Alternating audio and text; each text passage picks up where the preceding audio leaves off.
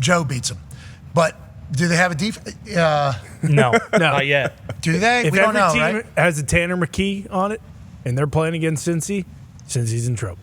Okay, I understand what you're saying, what happened in the first game of the preseason.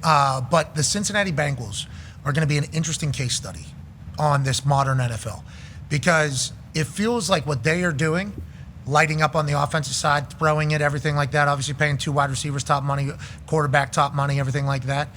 That feels like 6 years ago in the NFL. Okay? Yeah.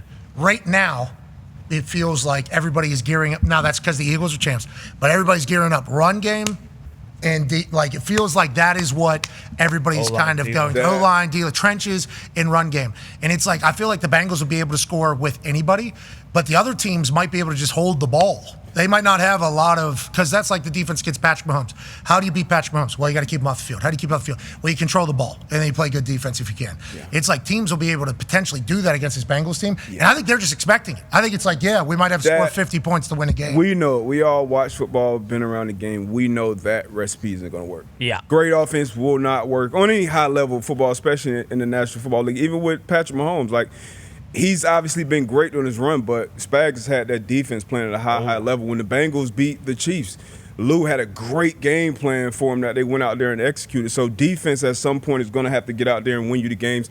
Joe Burrow just had an MVP caliber year last year, and they were fighting and scratching and clawing to make the playoffs, which they didn't. So we know that recipe won't work. And then when you're still doing business, how they're doing it with a guy like Trey, who's been a pillar with their defense, leading the league in sacks, you don't even have this guy suited up yet. Like, you got to get that stuff sorted out. You have to have a chance and have some playmakers on that defensive side of the ball. Joe Burrow is phenomenal, one of the best two-headed monsters at wide receiver, but the recipe in the NFL has never been to win through wide receivers. Look at some of the greatest wide receivers in National Football League history that went and retired without Super Bowls. You got to win the game on the ground, in the trenches, and then your phenomenal quarterback's going to have to make some big Those plays, your wide receiver's going to have to make plays for you. Absolutely. Yeah, quarterback wide receiver's going to have to make plays for you, but those are in moments. Yes. And in those moments, you got to make them. And it feels like the Bengals will always have those moments offensively where it'll be big, but it's like, in the playoffs, does that matter? We'll see, I guess. Well, when they went to the Super Bowl, like, of course you have to pay Joe, you have to pay Jamar, but they were on rookie deals, so they had money on the defense. That's when Jesse Bates was there. He was like almost MVP. He was all pro, yeah. He was unbelievable. Like, they had guys and money to spend.